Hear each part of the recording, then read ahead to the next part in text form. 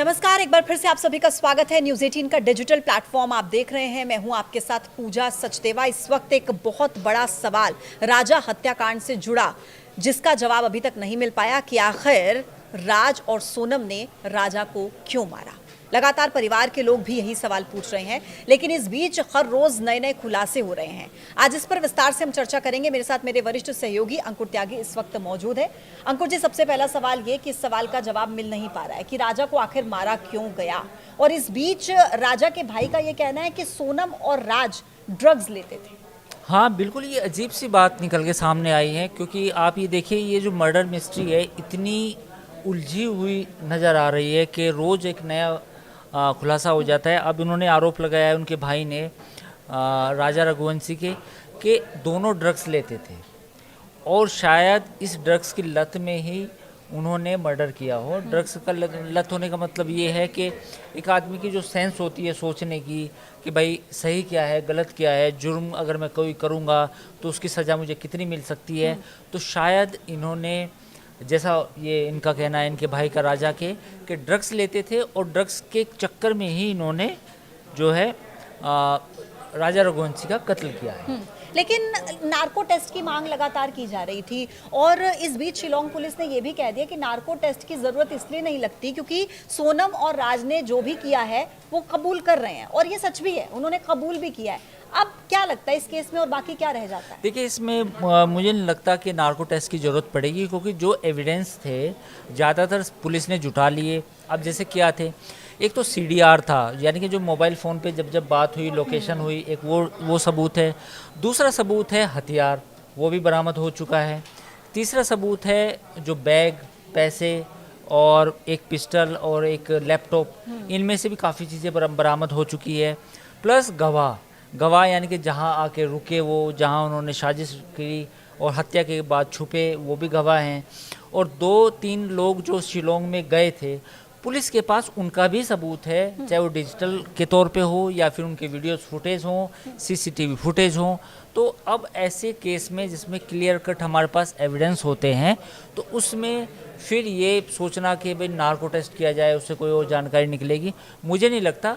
पर्याप्त सबूत हैं, अगर अदालत में भी पेश किए जाएंगे तो इन सबूतों के आधार पे केस आगे बढ़ सकता है, उसमें कोई दिक्कत नहीं ठीक है। लेकिन इस पूरे केस में एक बात जो मुझे पर्सनली बहुत अजीब सी लगती है वो ये है कि आपने देखा कि सोनम का साथ देने के लिए जो लोग सामने आए, एक प्रॉपर्टी डीलर शिलोम जेम्स का नाम उसमें है, और बाकी आरोपी भी हैं, विशाल आनंद, और अलग अलग आरोपियों के जो नाम है जिन्होंने साथ दिया सोनम का। सोनम की उम्र बहुत कोई ज़्यादा नहीं है।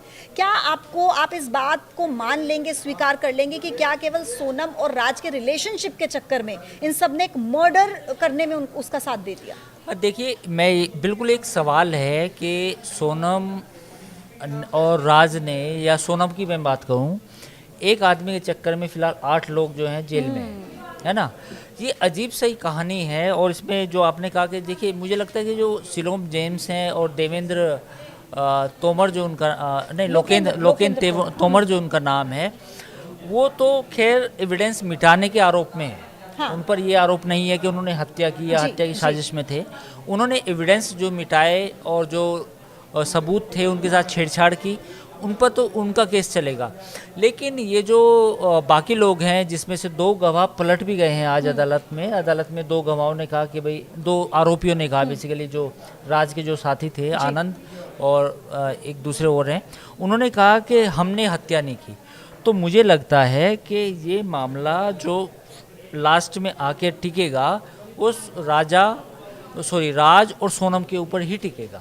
तो इसमें जो बाकी लोग हैं, जैसे लोकेंद्र की बात कर लें या हम शिलोम की बात कर लें, तो उन पर केवल जो सबूतों के साथ छेड़छाड़ है उनका ही केस चलेगा। लेकिन अगर ऐसा हुआ है कि कोर्ट में आकर आरोपियों ने इनकार कर दिया है, वो अपनी बात से पलट गए, तो आपको नहीं लगता कि पुलिस को कहीं ना कहीं गुमराह करने की भी कोशिश हो सकती है? ये नहीं, गुमराह करने की कोशिश तो बिल्कुल करेंगी, क्योंकि दोनों ने जब राज से पूछा तो राज ने कह दिया कि ये तो सोनम ने मर्डर, मास्टरमाइंड वो थी। सोनम से पूछा पुलिस ने तो फिर राज का नाम लिया। फिर पुलिस ने दोनों को आमने सामने बैठाया। आमने सामने बैठाने पे फिर वो पुलिस के सामने सच्चाई और सामने आई। तो ये तो बचने के लिए दोनों करेंगे, इसमें कोई दो राय नहीं है।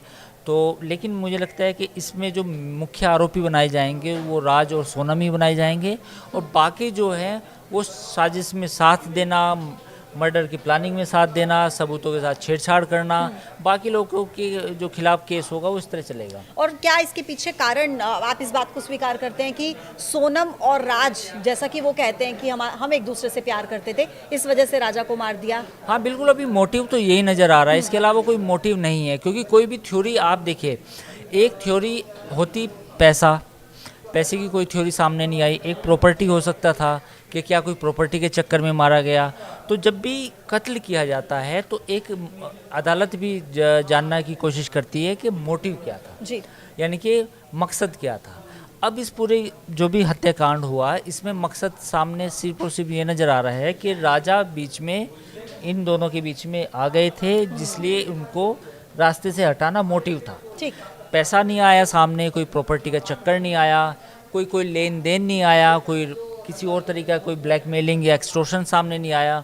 तो फिलहाल जो एक मुद्दा सामने आया है वो ये आया है कि दोनों के बीच में जो हमने अपने नेटवर्क 18 पे जो डिजिटल प्लेटफॉर्म है उस पर बताया भी था कि 3 मार्च से लेके 28 अप्रैल तक जो बातचीत हुई है ना, उसकी कॉल डिटेल घंटों तक 1-1 घंटा, 1.5 घंटा, 40-40 मिनट राज और सोनम के बीच में बातचीत हो रही है।